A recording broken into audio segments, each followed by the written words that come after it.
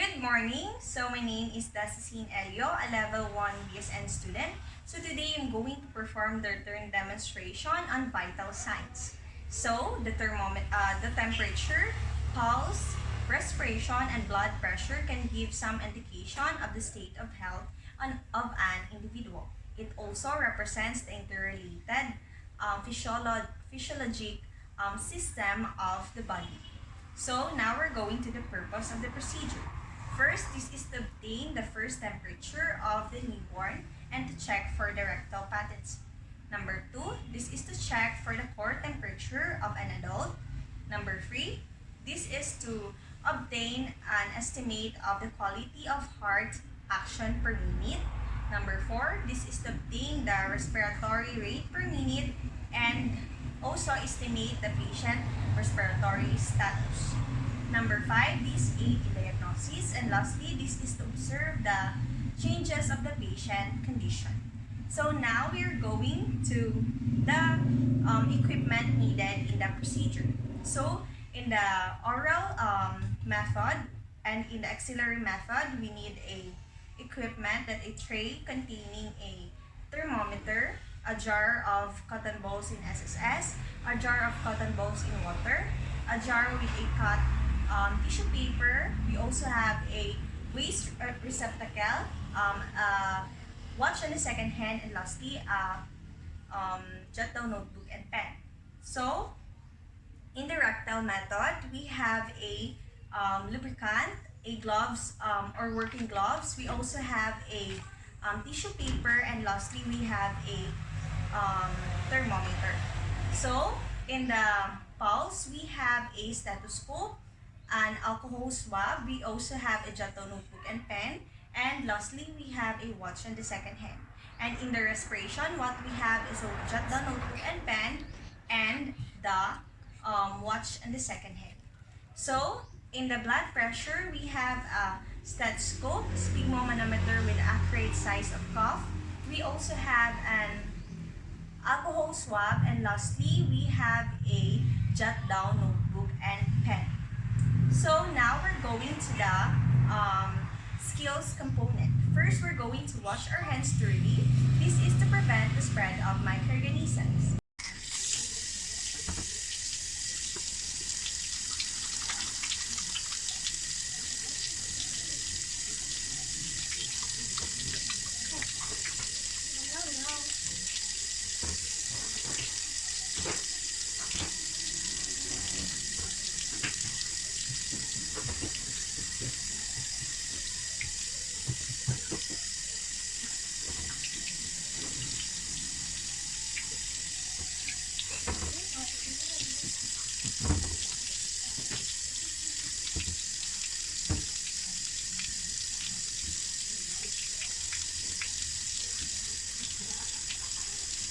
Going to assemble the equipment and check for the completeness of the supply.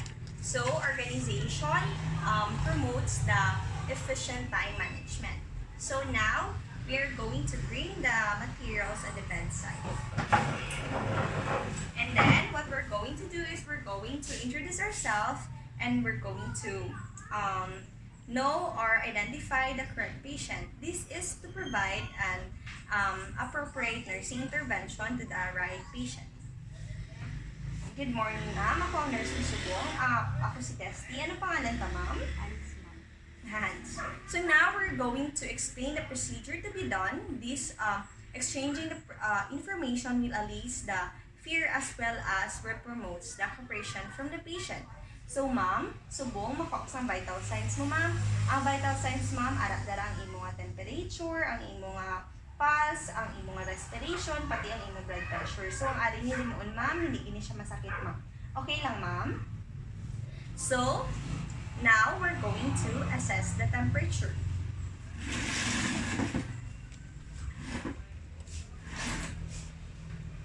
We're going to position in assessing the temperature, we're going to position the client. So this is to make the patient feel comfortable and also make for easy facilitation of assessing the temperature by the axilla. So ma'am, tarong mo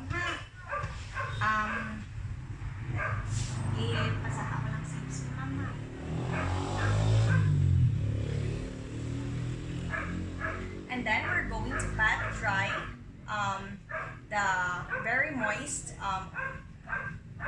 axilla, pat the axilla dry if it is very moist rather, and then we're so the moist underarm can cause inaccurate result. So ma'am, palihog na ko ano sa imo. So now we are going to wipe the thermometer in a firm rotating motion. So ma'am, dala na niya. So, wipe the thermometer in the firm rotating motion by using an alcohol swab or an cotton balls with an alcohol. So we're going to wipe once. We're going to wipe once from the bulb towards the stem. So then we're going to put it in the waste receptacle. And then disinfecting prevent the spread of microorganisms. So now we're going to turn on the thermometer, button of thermometer. So this is to turn on the thermometer, and then we're going to wait for the C alarm or signal. So the C signal represents that the thermometer is ready to be used. And then what we're going to do is we're going to place the thermometer in the mid-axilla. So we're going to place it in the mid-axilla and the bulb direct into the patient head, and also we're going to put the arms down close to the body, and then the forearm we're going to put it in the chest. So now this is to allow the measurement of the patient body temperature. So now we are going to leave the thermometer in place until you hear the alarm sound of the digital thermometer. So allowing the thermometer to enough time for the thermometer to be alarmed will permit the accurate patient body temperature. So while waiting, we're going to assess for the peripheral pulse. So we're going to perform the procedure simultaneously and utilizing the opposite extremity. We're going to locate the peripheral pulse site. So now we're going to assist the patient to place her hand on the chest part with the palm facing downward. And then what we're going to do is this is to facilitate the measurement of the pulse as well as the respiration without patient knowing. So now we are going to put 2 to 3 middle fingertips lightly and sparely over the pulse point. And then what we're going to do, so using an thumb is contraindicated because the nurse thumb has a pulse that could be mistaken for the client's pulse. So with the watch on the second hand, we're going to count for the pulsation felt on the patient's artery for 1 full minute. So this is to gather more accurate data, and then we're going to assess the pulse rhythm as well as the volume. So pulse rhythm is a noting pattern of the interval between the beats, and the normal pulse can be felt in the measurement of it is moderate in pressure. So pressure is equal to the beat. So a forceful pulse volume is full, and an easily obliterated pulse is quick. So now we're going to assess for the respiration. We're going to leave our hand on the wrist of the patient hand, and then allow the nurse to measure the respiration of the patient without the patient knowing. And then what we're going to do is we're going to observe and count for the rise and fall of the abdomen or the chest of the patient for 1 full minute. So this is to gather more accurate data.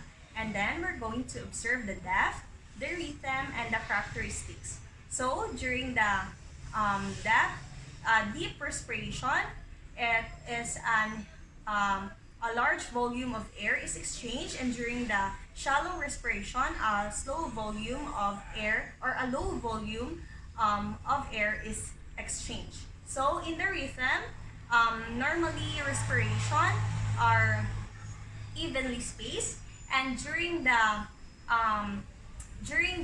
characteristic, normally respiration are silent and effortless. So we're going to assess. So ma'am, easy ka lang ma'am ha. Butang lang dali ma'am.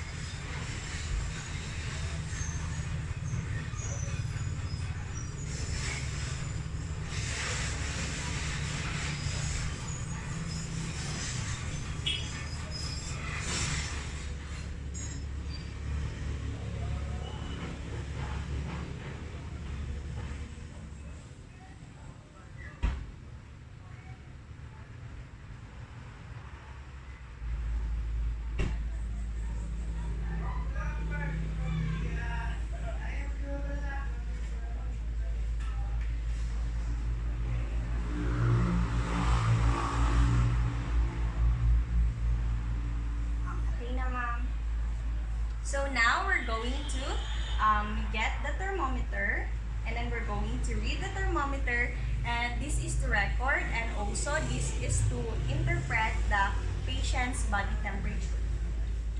So now what we're going to do is we're going to turn off the thermometer, the bottom of the thermometer. This is to turn off the thermometer. And then we're going to clean the thermometer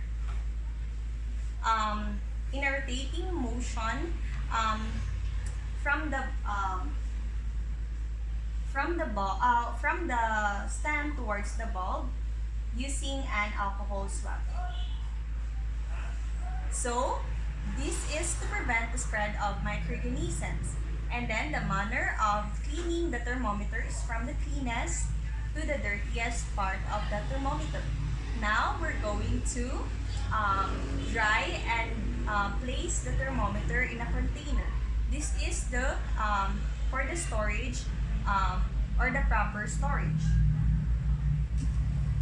And then we're going to dispose the cotton balls in a receptacle used for contaminated items. So this is to controlling the spread of the pathogens.